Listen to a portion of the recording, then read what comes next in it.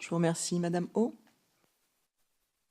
Oui, merci Madame la Présidente. Alors j'ai deux questions, une sur Christchurch et la deuxième à Monsieur Tabaka. Mais avant, je voulais quand même aussi prendre le temps de revenir sur vos propos, Monsieur Battesti, même si Monsieur le rapporteur l'a bien fait. D'abord, c'est faire peu de cas de la compétence et de la perspicacité de cette commission d'enquête que de ne pas croire qu'elle sera en capacité de déterminer s'il y a un risque lorsque nous convoquons des personnes pour une audition. Nous avons auditionné, ou nous allons auditionner plusieurs dizaines de personnes, des chercheurs, des universitaires, des hauts fonctionnaires, notamment du ministère de l'Intérieur, des associations, sur le sujet des groupuscules d'extrême droite. Certains, un nombre infinitésimal, a obtenu un huis clos pour des raisons très compréhensibles, notamment les personnes qui travaillent dans les renseignements. Il n'est pas de raison qu'une exception soit faite pour les plateformes. D'autant plus que la discussion que nous menons depuis bientôt 1h30 montre qu'il est tout à fait possible d'avoir une conversation qui est publique, qui est constructive et qui nous apporte des éléments pour la commission d'enquête.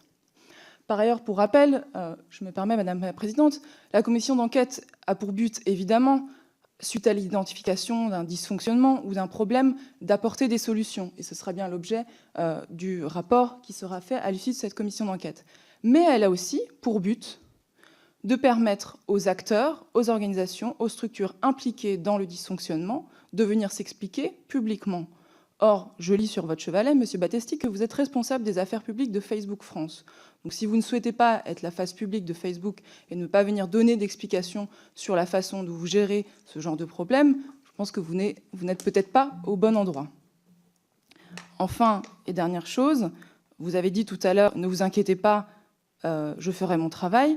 Ne nous inquiétons pas, Monsieur Battesti, car vous êtes ici non pas selon votre bon vouloir, mais parce que la loi vous y contraint, par convocation de la commission d'enquête.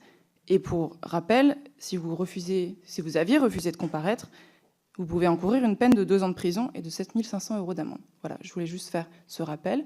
Je remercie également vos collègues et vous-même pour les éléments d'explication que vous nous avez donnés.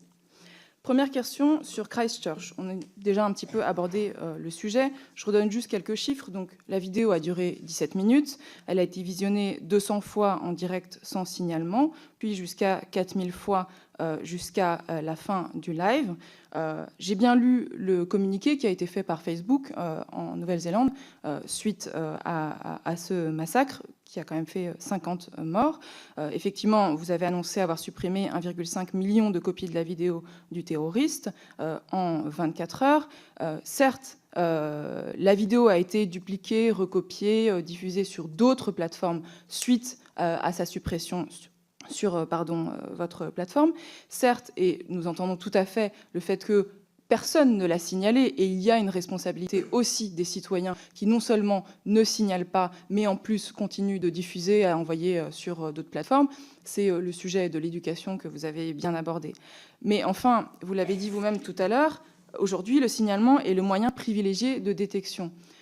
Ce qui nous intéresse, c'est d'abord le constat qu'on ne peut plus s'appuyer uniquement sur le signalement des utilisateurs. On voit bien que ça n'est pas possible, puisqu'au final, le constat, c'est qu'un terroriste peut aujourd'hui diffuser sans problème, en direct, le meurtre de 50 personnes pendant 17 minutes sans en être empêché. Donc vous avez parlé d'outils d'intelligence artificielle. Est-ce que vous pourriez nous en dire plus? J'imagine que c'est actuellement en recherche et développement, mais sur comment est-ce qu'on va faire pour aller au-delà, dépasser cette limite claire qui est aujourd'hui celle du signalement. La deuxième question, elle s'adresse à M. Tabaka, et je reviens un peu sur notre conversation avec la plateforme de signalement Pharos.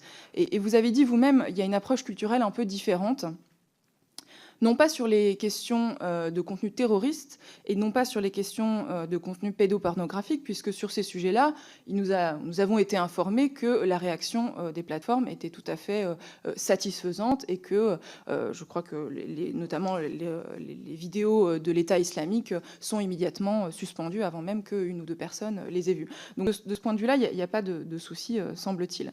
En revanche, il y a une appréciation qui est différente, effectivement, aux États-Unis et en France sur la question de la liberté d'expression et sur ce qu'on peut dire ou pas sur les insultes et ce qu'on appelle le hate speech.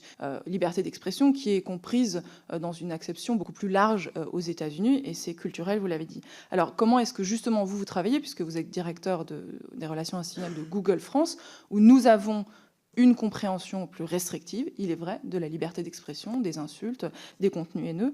Comment est-ce que vous, en tant que responsable France, vous travaillez là-dessus? Merci.